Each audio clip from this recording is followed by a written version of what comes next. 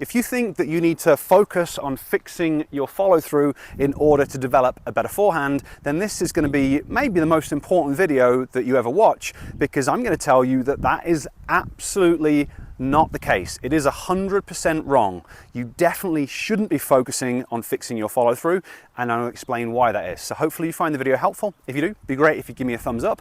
And if you haven't subscribed to my channel before, it always helps me out if you could do that as well. The reason that you don't need to focus on fixing your follow through is because the follow through doesn't influence what the ball does.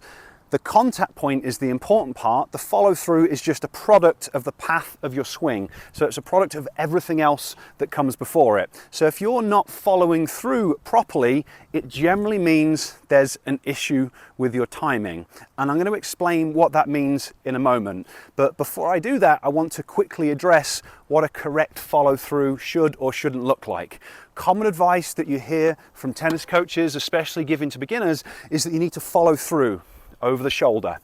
And while that's going to work some of the time if the ball happens to be in a certain situation, in most situations that isn't where a forehand should follow through to, especially if you're trying to become a slightly higher level player. So if you watch the best players on the planet and watch their rallies, watch where their forehand follow through goes to. Some of the times it'll go up there, some of the times it'll go around there, some of the times it'll go down there, some of the times it'll go there, sometimes it might even go over the shoulder.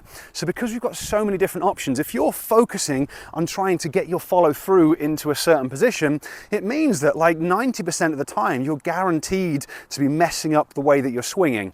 And something that I see so frequently is players hitting weird and wonderful shots and then finishing over there because that's what they've been told to do. So they'll hit the ball there and then artificially do that, or they'll hit the ball there and artificially do that because they're trying to follow through and finish in the correct position. So now that you understand that there is no correct way to follow through, the follow through is going to be a product of the swing path that you're using, it is important to explain what it means when you're not following through at all. So if you're not following through at all, it basically means that you've got really bad timing.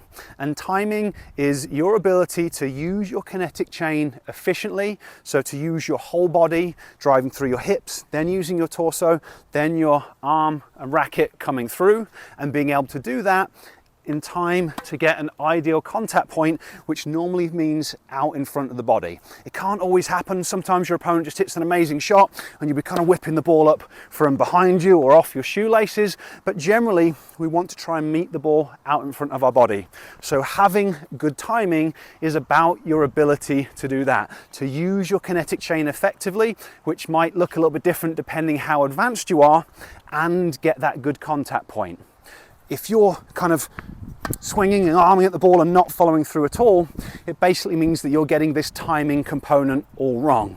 So which one is it? Is it that you're not using your kinetic chain effectively? Very possibly, but what it means most of the time for most players is that you're starting your swing a little bit too late. Because there's two things you can control. You can control when you start your swing and then how quickly you swing. But at a certain point, if the ball is too close to you, it's too far this way, it doesn't matter how fast you swing, you're going to end up hitting the ball late. So for most players, when they're struggling with timing, when they're not following through, it means that they're hitting the ball when it's too far back, so they're too late on their shots. So potentially that's the first thing that you might need to focus on addressing. You might need to focus on trying to read the flight of the ball better, trying to start your swing sooner, so that then you can make contact with the ball out in front of your body. But sadly, tennis isn't always that simple. Often there are underlying reasons why players are starting their swing too late. And the most common thing that goes on there is that players aren't ready in time. So if you don't prepare in time, you actually have to fix that first before you can then go on to fix the timing. And the way that you figure this stuff out is you record yourself and you watch it back. Record yourself from the side and kind of see how late you're hitting the ball. Are you meeting the ball out in front? Are you hitting it too far back?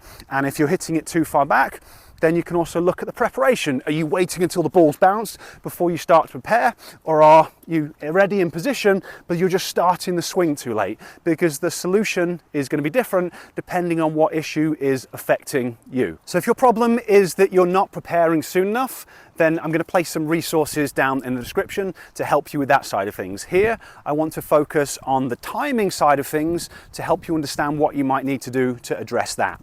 And as always in tennis, the first part of the solution, the first thing you try, is better quality on-court practice. Now, I'm naturally a right-handed player, but I'm relearning to play left-handed at the moment. So one of the big things that I've had to try and do is work on developing better timing with my forehand. And the way that I approached it was to use a ball machine and just feed myself different types of feed, thinking about the flight of the ball and thinking about the bounce. So I would maybe feed myself a low, hard, flat ball, and I would try the swing, and then I would find out whether my timing was good, so did I get that contact point out in front, or was my timing bad and I was hitting the ball a little bit late. And then I would mentally adjust, and I would just try and start my swing a little bit sooner until I was able to meet the ball further out in the front. And then I would do that with a slightly different ball, so maybe higher with more spin. And again, I would get it wrong and I would mess the timing up, and then I would try and start the swing sooner until I was able to meet the ball more out in front. And I just did that over and over again with lots of different types of feed until I developed better timing. So that's the first way you can go about it. Ball machines can be great. If you've got practice partners that are really accurate, that can be great, but you have to do that conscious on-court practice of focusing on your timing. So you're just thinking about trying to read the flight of the ball and start your swing soon enough so that you can then meet the ball out in front. So that's part of it, but unfortunately there is an underlying skill component to all this. Something that's going to be really important for your level of timing is your eye to hand and eye to foot coordination. Are you able to accurately read the flight of the ball?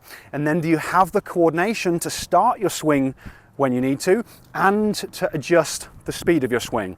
And the brutal reality here is that a lot of adult players simply don't have good enough eye to hand and eye to foot coordination to be able to play tennis in the way that they want.